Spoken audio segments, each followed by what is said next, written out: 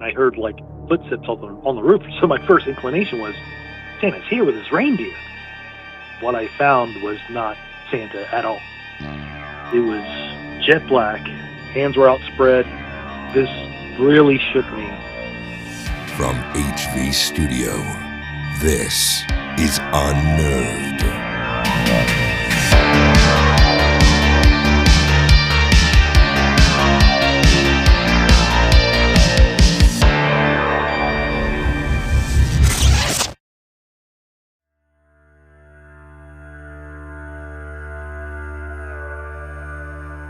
Welcome back to the Unnerved Podcast. It's where normal people share their abnormal stories, and if you enjoy true stories of the strange and terrifying, then you're in the right place. I'm your host, Chris Fricky.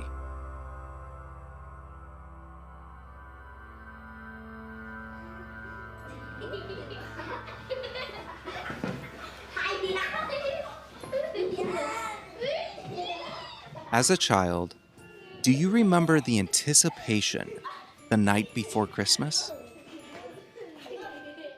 Perhaps knowing that in the middle of the night, Santa would be delivering your gifts under the tree, and the excitement would keep you restless all night. And maybe, if you're lucky, you might even get a glimpse of him. Santa just happens to be the only home intruder that we're okay with. But what if Santa turned out to be someone or something totally different than what we expected?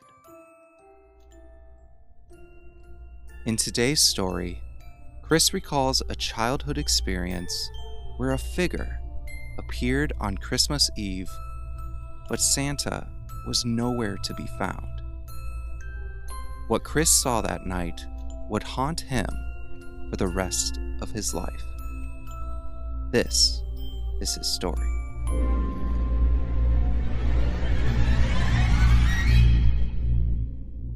I'm Chris from Florida, and this is my story. It was Christmas Eve in 1987.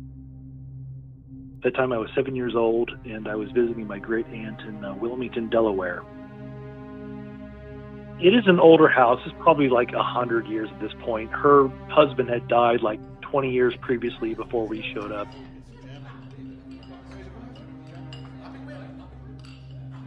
We had dinner, and then it was time to go to sleep. So I went upstairs, and me and my older brother were sharing a room. My aunt had a thing where she did not like shut doors, so the door was wide open. I was on the left side facing towards the door.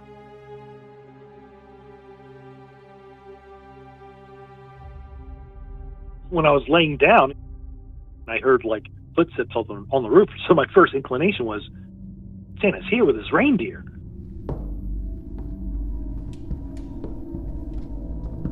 So I was excited. That's initially what woke me up, thinking that. So I was kind of wired and looking around, and what I found was not Santa at all.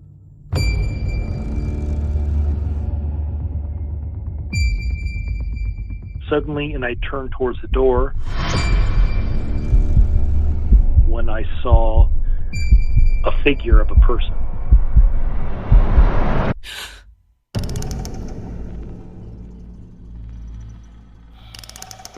It was jet black, and I could see the figure because it was darker than the surrounding area. Hands were outspread. It was like it was bracing on the door frames.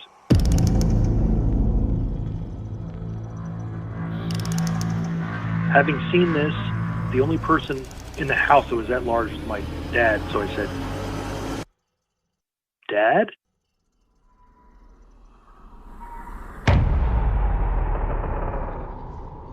When there was no reply, that's when I started to get really scared.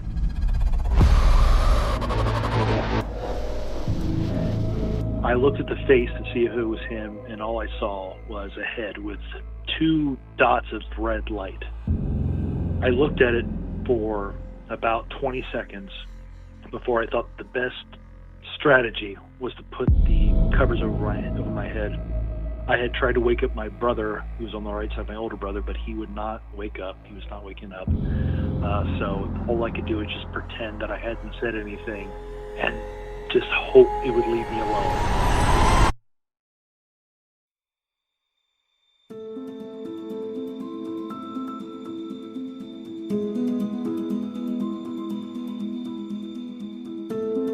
This really shook me. I hadn't spoke about it for years, but then when I was about 12 and I was in the car with my mom and my brother, I brought it up jokingly, just because it could have been like a childish lark. And then my mom turned around after a couple minutes. She said, "We've seen them too."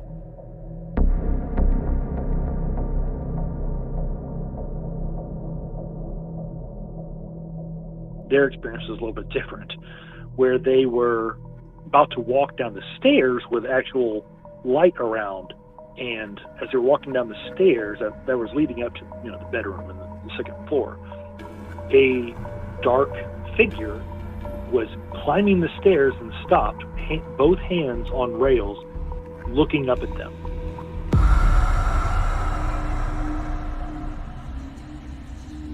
So that's not just like low light kid being fanciful. That's like two observers of moderate age looking and finding a dark figure in that house looking up.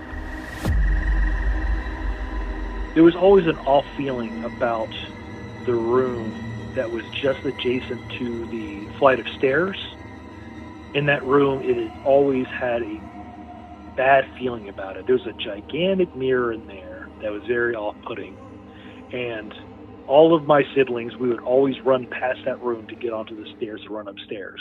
Years later, I'm talking to my mom, and her brother did the same thing. They felt the same bad energy, something bad, where they had to run up the stairs and get out of there.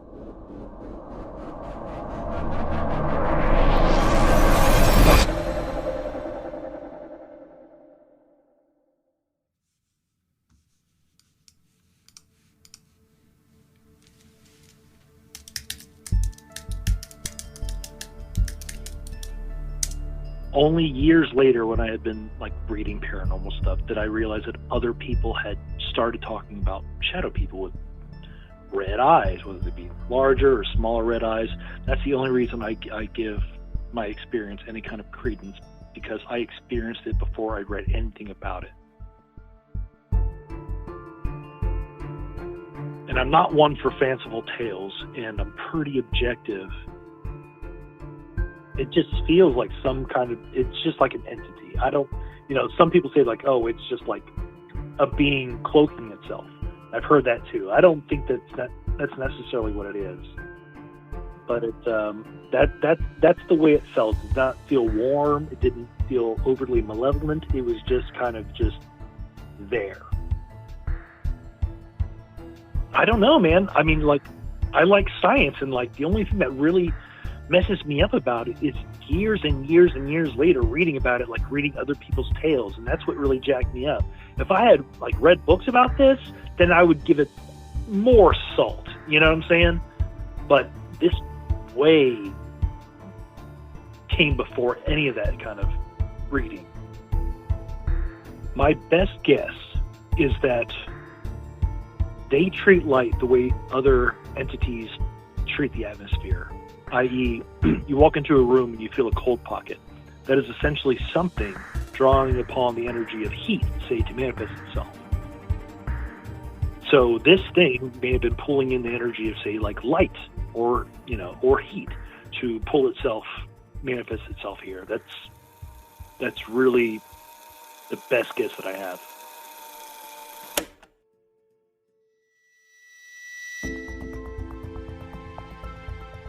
What Chris and his family experienced in that house is nothing new.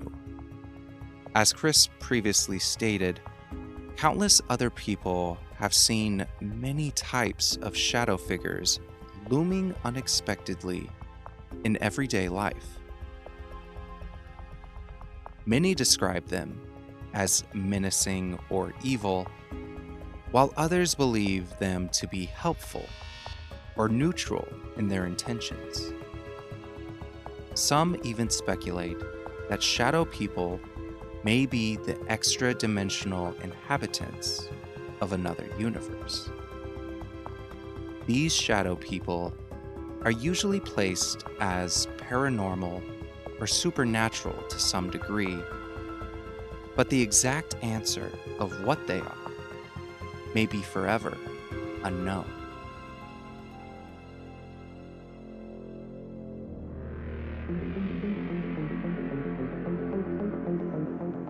Thanks again for listening to Unnerved. If you guys enjoyed this episode, please share it with your friends and leave a review wherever you get your podcast. And if you guys want to see photos related to each episode, be sure to follow us on our Instagram at unnervedpodcast. There, you'll be able to see photos and video of the shadow people that others have allegedly caught on film. Until next time, take care.